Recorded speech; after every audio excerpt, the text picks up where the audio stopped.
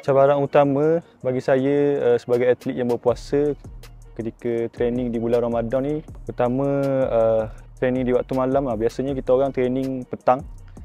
So di bulan puasa ni kita orang kena training malam. So jadi apabila waktu berbuka tu kita kena kontrol kita punya makan sebab kita nak training untuk waktu malam lah. So dalam waktu yang sama kita akan rasa sedikit penat lah sebab siang hari kita tak dapat nutrisi yang cukup. So malam ni kita kena training. So itulah antara cabaran dia.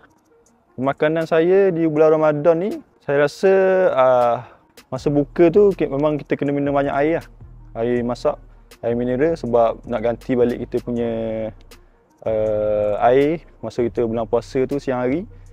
Lepas pada training, of course kita akan ambil replace dengan protein lah untuk kita cover kita punya masa selepas kita training. Dan saya juga akan ambil akan minum air banyak sebelum saya tidur dan semasa saya bersahur.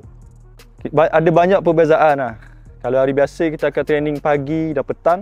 Kalau hari bulan puasa ni kita akan training petang dan malam.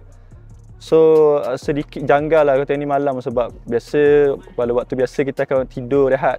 Tapi pada waktu puasa ni kita akan training malam.